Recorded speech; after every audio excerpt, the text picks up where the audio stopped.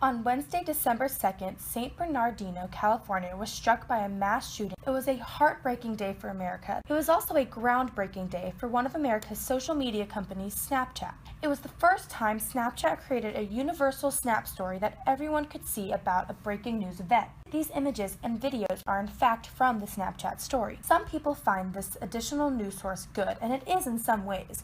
During the California shooting, it was important for people directly involved to let their loved ones know that they were safe and out of harm. The Snapchat story did help the knowledge of what was going on spread throughout the country quickly. But was it necessary? I decided to look into exactly what psychological effects Snapchat's new news role could have. First of all, violence in the media can have a profound effect on each part of the brain. First, the amygdala is in charge of emotions, including anger, aggression, and fear. It also provides the emotional element of our memories and interpretations of events. The right lateral orbitofrontal cortex is responsible for suppressing behaviors like inappropriate aggression. A study from Columbia University has shown that when people are exposed to violent media, over time, the right lateral orbitofrontal cortex is less active and the amygdala is more active. In other words, violent media makes people more aggressive and less able to stop that aggressiveness. Other parts of the brain are also affected by exposure to media violence. The hippocampus is our memory bank. The more and more violence we are exposed to, the more we remember. Therefore, the more we will think that the world is a bad, dangerous place. This is called the mean world syndrome, a term coined by George Gerbner, professor of communication and the founder of the media cultivation theory. Also, media affects the body's medulla and motor cortex, both of which are in charge of our physical response to violence. The more exposure to violence, the more we will have those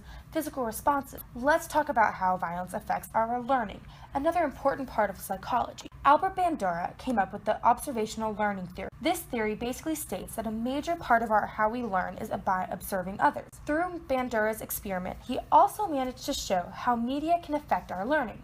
He tested this theory with his Bobo doll experience, where he exposed kindergarten-aged children to videos of adults playing with a Bobo doll. In his first experiment, some children were exposed to a film where an adult acted aggressively toward the doll, and some were exposed to a film where an adult was playing nicely with the doll. When the children were placed in a room with the Bobo doll, the children exposed to the violent film acted aggressively toward the doll, while the children exposed to the non-violent film played nicely with the doll. These experiments simply show that media can have a profounding effect on humans. All of these effects are true of Snapchat and other social media. On top of these events, Snapchat also causes a reduction of the cognitive load of worrying what others think about our posts. It also decreases the amount of decisions we make because of the automatic photo filters. Snapchat causes the effect of reciprocity, or our need to respond to positive actions with positive actions. All of these effects are reasons that most of Snapchat users, 50% according to Statistica.com, are between the ages of 13 and 17 years old. It is a convenient and not worrisome form of media. However, with this new idea of bringing breaking news to the popular media brings some concerns.